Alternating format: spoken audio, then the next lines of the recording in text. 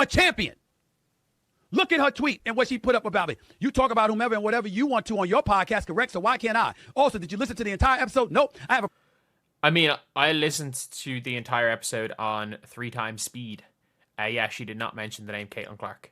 Personal relationship with these players, and they deserve recognition as well. That ain't the point, Cheryl Swoops.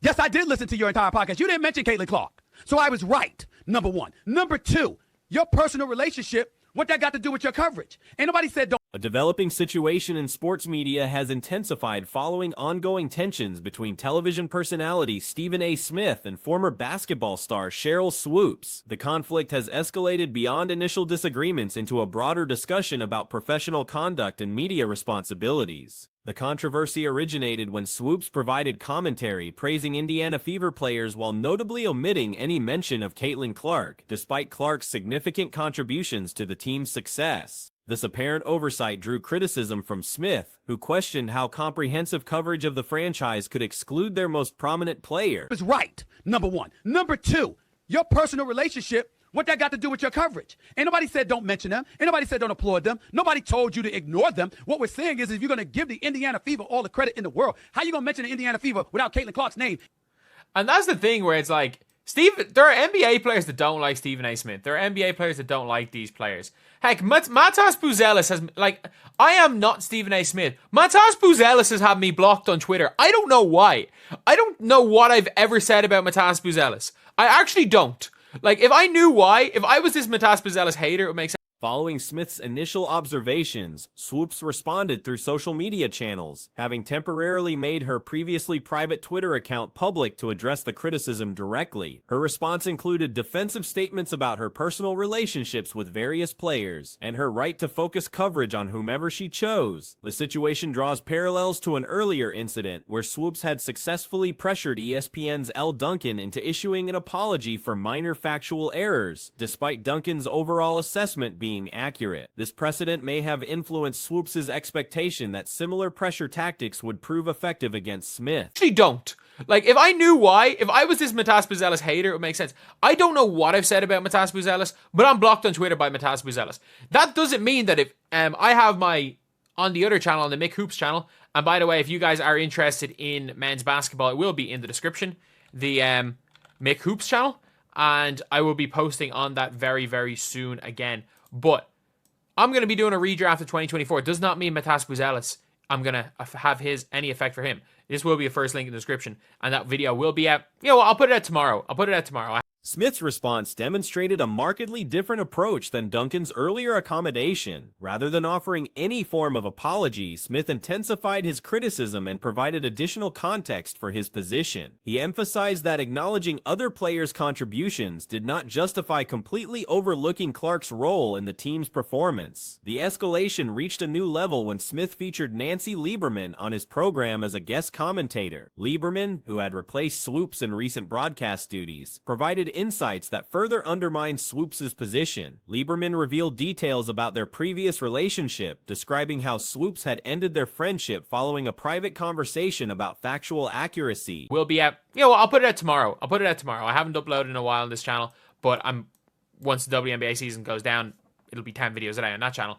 But it doesn't make a difference. I'm still going to have him top 5 in a way, way too early dumb redraft.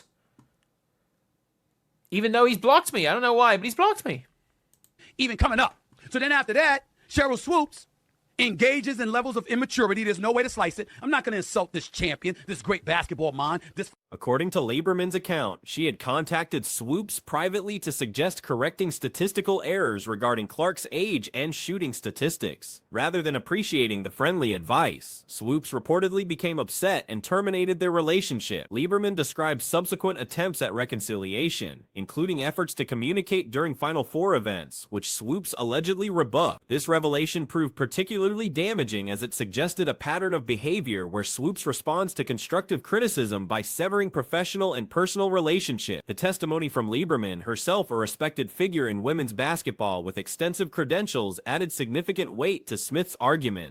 Lieberman's own accomplishments lend credibility to her statements. Her career includes multiple championship victories, Olympic participation, and the distinction of being drafted into professional basketball at an advanced age. She continued playing competitively well into her 50s and later transitioned into coaching roles with various professional organizations. The women's basketball landscape faces a critical moment as its brightest star encounters unexpected adversity. Caitlin Clark's recent quad injury represents more than a temporary setback for Indiana Fever. It exposes fundamental problems within league management and player attitudes that threaten long-term growth. Television personality Stephen Smith delivered pointed criticism regarding the organization's handling of Clark's meteoric rise and subsequent targeting by opponents. His commentary highlighted how established veterans resented the attention and financial benefits Clark brought to the sport. Despite these improvements benefiting everyone involved, Clark's absence creates immediate complications for scheduled matchups and broadcasting arrangement. Teams had relocated games to larger venues specifically to accommodate increased demand driven by her presence. With confirmation of her injury, ticket prices plummeted and entire stadium sections remain unsold for upcoming contests. The statistical evidence supporting Clark's impact proves overwhelming. Games featuring the rookie sensation averaged 1.178 million viewers compared to just 394,000 without her participation. This dramatic difference represents a 70% decline in audience engagement, demonstrating her unique ability to attract mainstream attention to women's professional basketball. Television networks experienced record-breaking viewership when Clark appeared on their programming. 6 different broadcasting partners achieved their highest-rated WNBA telecasts during her rookie campaign, with every record-setting game including Indiana Fever. Her debut against Chicago Sky drew 2.7 million viewers, establishing new benchmarks for ESPN's women's basketball coverage. Attendance figures similarly reflected Clark's drawing power throughout the league. Indiana averaged 117,035 fans at home venues, representing a 319% increase from previous season. Road game attendance exceeded 15,000 spectators, prompting 4 different franchises to move home contests to larger facilities when facing the Fever. Smith emphasized how various league personalities failed to appreciate Clark's transformative influence. Some veterans expressed frustration that recognition arrived only after a particular demographic entered the sport, overlooking how rising popularity benefits all participants through improved travel arrangements, increased salaries, and enhanced visibility. Angel Reese's comments regarding record-breaking achievements exemplified this misguided perspective. Her suggestion that accomplishments only count when achieved within identical timeframes ignored how rule changes and schedule modifications naturally affect statistical comparisons across different eras. Commissioner Kathy Engelbert's responses to Clark-related developments appeared inadequate given the magnitude of positive changes occurring. Rather than maximizing marketing opportunities around their breakthrough star, league leadership offered generic statements that failed to acknowledge her singular contribution to organizational growth. The injury's timing proves particularly damaging because it affects premium matchups that networks specifically promoted around Clark's participation. Highly anticipated rematches and primetime broadcasts lose their primary attraction, forcing broadcasters to adjust expectations and potentially reduce future investment in women's basketball programming. Physical targeting of Clark throughout the season raised concerns about player safety and officiating consistency. Opponents delivered aggressive contact that exceeded normal competitive boundaries, yet league officials failed to implement adequate protective measures for their most valuable asset. Smith's analysis connected this situation to broader patterns of organizational mismanagement. He argued that leagues must recognize and nurture exceptional talent rather than allowing internal politics to overshadow business realities. Clark's success created opportunities for everyone, but jealousy and resentment prevented full capitalization on these benefits. Merchandise sales data reinforced Clark's commercial appeal, with Fanatics reporting 100% increases in WNBA-specific product purchases. This surge began specifically with Clark's professional debut and continued throughout her rookie campaign, demonstrating sustained consumer interest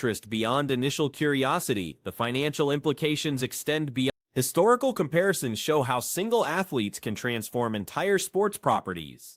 Clark's rookie season achievements included becoming the first newcomer to record 25 points, 5 assists, and 5 rebounds in playoff competition. She also joined an exclusive group of rookies playing complete 40-minute games during postseason action. Smith's frustration centered on preventable circumstances surrounding the injury situation. He suggested that proper star treatment and protection protocols could have avoided this predicament entirely. Instead, the league allowed its primary attraction to absorb unnecessary punishment while failing to maximize her marketing potential. The contrast between Clark's individual excellence and team performance created additional complexity. Despite averaging 19 points and leading the league with 9.3 assists per game, Indiana struggled competitively. Her standout efforts in defeat still generated massive television audiences, proving that personal star power transcends team success for casual viewers. International attention focused on women's basketball increased dramatically due to Clark's presence. Media outlets that previously ignored the sport began regular coverage, creating momentum that could establish permanent audience growth if properly maintained. However, her absence threatens to reverse these gains before they solidify into lasting change. Player development throughout the league benefited from increased scrutiny and competition standards that Clark's arrival established. Opponents elevated their preparation and performance when facing Indiana, knowing that national audiences would evaluate their efforts against the sport's newest sensation. Smith specifically criticized veteran players who viewed Clark's success as diminishing their own contributions rather than elevating the entire sport.